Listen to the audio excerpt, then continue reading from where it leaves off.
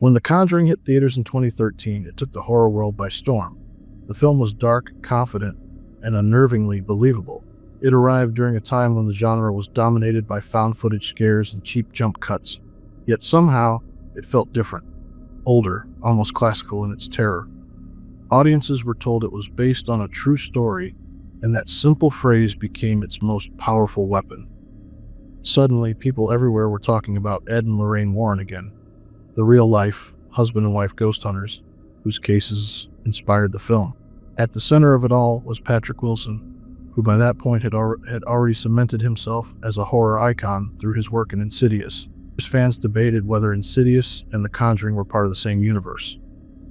After all, both starred Wilson, both revolved around paranormal investigations, and both delivered that rare balance of dread and emotional drama. But, despite the similarities, the two worlds are entirely separate. Insidious was pure fiction, The Conjuring claimed truth, and that distinction is what fueled its myth. Yet, like most Hollywood true stories, that claim deserves scrutiny. Saying a film is based on real events doesn't necessarily mean it reflects them. Often it's more of a marketing tactic, a way to add an extra layer of fear, a whisper that maybe, just maybe, this could happen to you. What actually occurred in real life is far less cinematic, far less clear, and far more complicated. The Warrens themselves are a large part of that complexity. To their supporters, they were pioneers, people who stood up against darkness when no one else would. But to their critics, they were opportunists, weaving ghost stories for fame and money. Depending on who you ask, Ed and Lorraine Warren were either the heroes of a spiritual war or the architects of a decades-long performance. For every family who claimed the Warrens brought peace, there's another who said their involvement made things worse. We're going to look past the marketing. We'll compare the real events behind The Conjuring to the version Hollywood crafted, a version built for maximum fear and maximum profit. Because between the Warrens' tales, the Perron family's haunting, and what ended up on screen, lies a fascinating divide between belief and storytelling. In 1971, Roger and Carolyn Perron moved with their 5 daughters into a large, centuries-old farmhouse in Harrisville, Rhode Island. The property, known as the Old Arnold Estate, had been standing since 1736. At first glance, it was the perfect rural escape, a quiet piece of New England history where the Perrons could build their lives. But almost immediately after they arrived, small peculiarities began to disturb the peace. Doors opened on their own, tools vanished from the barn only to reappear in impossible places, and the family's dog refused to go near certain rooms. The Perron children began waking up to faint voices, their blankets tugged away in the middle of the night. Carolyn initially assumed the disturbances were due to drafts, old pipes, or the creaks of a weathered home settling in the cold. But soon her skepticism began to fade. She reported hearing disembodied murmurs in empty hallways, and claimed that unseen hands occasionally tugged at her hair. The family started noticing smells of rotting flesh or flowers that would fill a room for moments and vanish. Whatever was happening, it seemed to grow more deliberate over time, as though the house itself was learning to communicate. Local residents began sharing troubling stories about the property's history. The land had been in the Arnold family for generations, and according to town records, many members met strange and tragic ends.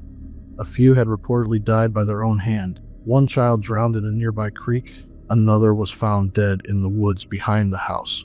The most enduring tale was that of Bathsheba Sherman, a woman who had lived in the area in the mid-1800s. Locals whispered that she was a witch who had sacrificed an infant to the devil. Though Bathsheba was never formally charged, gossip spread like wildfire, and over time, her reputation grew into legend. Some said her spirit cursed the land to ensure no one could ever live there in peace. The Perrons claimed that this entity, this supposed Bathsheba, made herself known in unmistakable ways. Carolyn described seeing an apparition of a woman with a twisted, gray face and a puncture wound at her neck. The girls said they saw the same spirit standing in corners or reflected in mirrors. Carolyn's health began to deteriorate. She felt drained, paranoid, and increasingly disconnected from reality. At times, she said she heard a voice warning her to leave or die. Yet leaving wasn't an option. The Perrons were financially bound to the property, and so for nearly 10 years, they lived with what they believed was a haunting that grew stronger the longer they stayed. By 1973, word of the Perrons' torment reached Ed and Lorraine Warren, a Connecticut-based couple known for their work as paranormal investigators. Ed was a self-described demonologist, while Lorraine claimed to possess clairvoyant abilities. The Warrens had already investigated hundreds of alleged hauntings, and their involvement often drew press attention. When they arrived at the Perron home, Lorraine immediately said she sensed something dark, a presence that seemed to despise Carolyn specifically. The Warrens held multiple sessions in the home. They said they observed objects moving on their own, cold drafts that seemed to follow them, and strange knocking sounds answering their questions. Lorraine reportedly experienced visions of a woman hanging from a noose in the barn. The couple concluded that Bathsheba's spirit was indeed responsible, describing her as a powerful, maleficent entity who had pledged her soul to Satan. One of their visits culminated in what they called a cleansing. It was not a Catholic exorcism, but an attempt to force the spirit to reveal itself. During the ritual, witnesses said Carolyn's body contorted, her chair levitated, and she screamed words no one could understand. The children were terrified. Roger Perron, furious and frightened, demanded that the Warrens leave, claiming their presence only provoked more violence. After that, the family endured the haunting for several more years before finally moving out in 1980. Once they left, the phenomena stopped.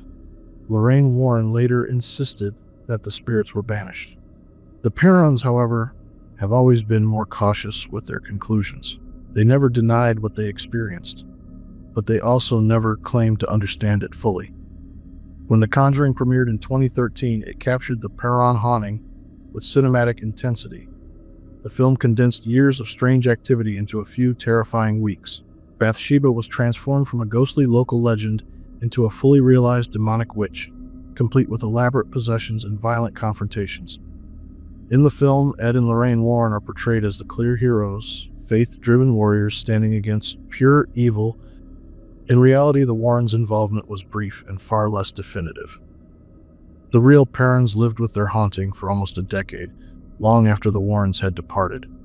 The film also introduced fictional elements like the clapping game, basement exorcisms, and a more linear narrative arc designed for tension and release. In truth, the events were messier, an accumulation of subtle, disturbing experiences rather than a single climactic battle. The filmmakers also merged various Warren cases into one cohesive universe, adding signature flourishes such as cursed artifacts and hidden rooms. The tone was more supernatural than spiritual, relying on atmosphere and suggestion rather than slow dread. What audiences saw on screen was not a documentary. It was a dramatized mythology inspired by real people's fear. Despite skepticism from outsiders, the Perron family stands by their story. Andrea Perron, the eldest daughter, has written several books detailing the events. In her recollections, there were moments of pure terror, but also periods of strange coexistence with whatever shared their home. She described unseen presences brushing past them, faint laughter in the night, and a lingering sense that they were never alone. Historians and skeptics, however, argue that the legend of Bathsheba Sherman was built on rumor rather than fact. Public records show that Bathsheba was born in 1812 and died peacefully in 1885. She was a mother, a wife, and a member of her local church. There is no evidence that she was accused of witchcraft in her lifetime. Over the decades, her name was repurposed into folklore. As for the Warrens, their reputation has long been a subject of debate. Several cases they investigated have been challenged by witnesses who claimed the Warrens exaggerated or even fabricated certain details. Yet their impact on popular culture is undeniable. Without the Warrens, The Conjuring and its entire cinematic universe likely wouldn't exist. In interviews over the years, Ed and Lorraine portrayed themselves as reluctant heroes, individuals chosen by God to confront evil. However, skeptics point to their habit of framing every haunting in religious, demonic terms, regardless of context. This lens sometimes clashed with families seeking psychological or environmental explanations. In the Perron case, critics argue that labeling the entity as demonic may have amplified Carolyn's fear and contributed to her deteriorating health. Former associates have claimed that the Warrens were media savvy, understanding how to package fear into a marketable narrative. Their cases became the foundation of books, lectures, and now films that collectively earned millions. Still, Lorraine maintained until her death that everything she and Ed encountered was real, insisting that darkness walks amongst us in ways most people refuse to believe. The Conjuring's success reignited public fascination with hauntings and demonic lore.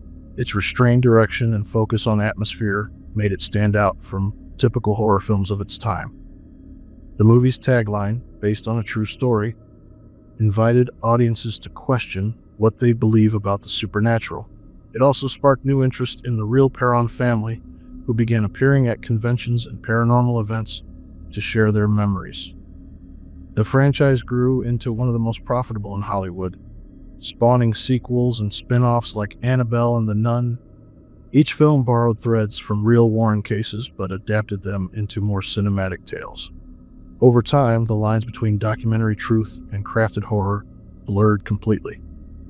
The Warrens became folk heroes of American ghost lore, figures as famous as the entities they claimed to fight. Meanwhile, the real farmhouse remains a site of fascination. New owners have hosted overnight stays and live-streamed investigations, with visitors reporting everything from flickering lights to whispered voices. Whether these experiences are supernatural or the product of suggestion, they keep the legend alive. The house has become a symbol of belief itself, a place where history, fear, and storytelling collide. 50 years later, the question remains unanswered. What truly happened in that farmhouse? The evidence is circumstantial. There are no photographs, no recordings, no scientific proof. Yet the testimony of those who lived there, consistent, emotional, and detailed, suggests that something beyond comprehension may have taken place. And perhaps it was paranormal, perhaps psychological, or perhaps, as many believers say, the truth lies somewhere in between. What can be said for certain is that The Conjuring captured a universal fear, the fear of losing control in your own home. It's a story that resonates because it asks a question that science and religion both struggle to answer. If evil can exist in people, can it also exist in places? The real Perons, the Warrens, and the legend of Bathsheba Sherman remind us that sometimes the scariest part of a haunting isn't the ghost. It's the possibility that we might never know what's really real. Thank you all so much for watching. If you like the style of comparing horror movies based on real events, let me know down in the comments below. Take care, have a great week, and we'll see you in the next one.